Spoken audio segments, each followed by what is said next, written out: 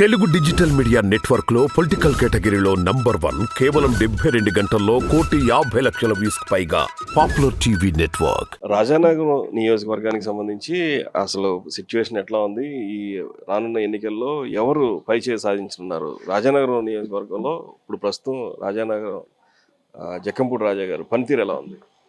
ఈరోజు రాజానగరం నియోజకవర్గంలో జగ్గంపూడి రాజా గారి పనితీరు చాలా బాగుందండి.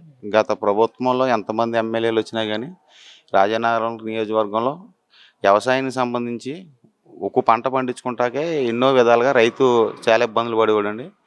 ఈరోజు 2 పంటలు కూడా పండించుకుంటున్నాడంటే రైతు ఈరోజు జగ్గంపూడి రాజా గారి వల్ల ఖచ్చితంగా 2 పంటలు గుండెల మీద చేసి రైతు ధీమాగా పండించుకునే ధైర్యం రాజా గారు ఇచ్చారండి.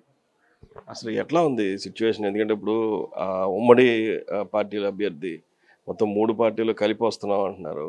మరి ఇప్పుడు ఈయనకేం ఇబ్బంది ఏం లేదా?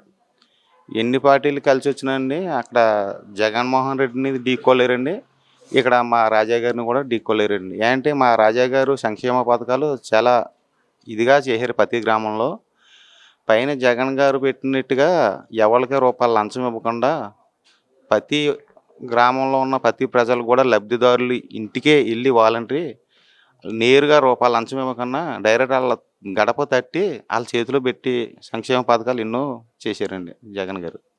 అదే రకంగా ఈ రాజా గారు కూడా ఎవరిని కూడా పై చేయకుండా అందరిని కూడా ప్రతి ఒక్కరు కూడా సమానంగానే చూసుకుంటా, ఎవరో ఎక్కువ తక్కువ లేకుండా ప్రతి ఒక్కరిని కూడా ఇంట్లో మనుషుల్లాగా భుజం తట్టి పక్కన పెట్టుకుని ఏ సమస్య వచ్చినా కానీ రాజా గారు ఒకటో అంటాడండి, మీరు నాకు ఏ సమస్య వచ్చినా కానీ నాకు ఒక కాగితం మీద రాసి నాకు అప్పచెప్పండి, దాన్ని నా భుజాల మీద వేసుకుని మీ పని పూర్తి అయ్యేదాకా తిరిగి పని పూర్తి అయిన తర్వాత మళ్ళీ మీకే ఫోన్ చేసి మిమ్మల్ని రప్పించుకుని పని పూర్తి చేసి చెప్తున్నాడండి ఆయన.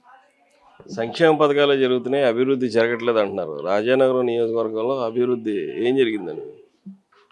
రాజానగరం నియోజకవర్గంలో అభివృద్ధి అంటే అండి, ప్రతి గ్రామంలో సీసీ రోడ్లైనా డ్రైన్లైనా లేదంటే ఎవరికి ఇబ్బంది వచ్చినా కానీ ఒక సచివాలయం సిబ్బంది పెట్టారండి. ఆ సచివాలయంలోకి కూడా గ్రామంలో ఎవరో వెళ్ళకన్నా ఒక వాలంటరీకి వాళ్ళ సమస్య చెప్తే ఆ వాలంటరీ నేరుగా తీసుకెళ్ళి సచివాలయంలో అప్పచెప్పి ఆ పని పూర్తి చేస్తున్నారండి. హెల్త్ క్లినిక్లు ఉన్నాయండి. గతంలో ఒక పిండి బత్తా కొనుక్కోవాలంటే ఎవరి గ్రామం నుంచి అయినా సరే 15 నుంచి 20 కిలోమీటర్ల దూరం వెళ్తాను కానీ ఒక పిండి బత్తా కూడా రైతు దొరికింది కదండి.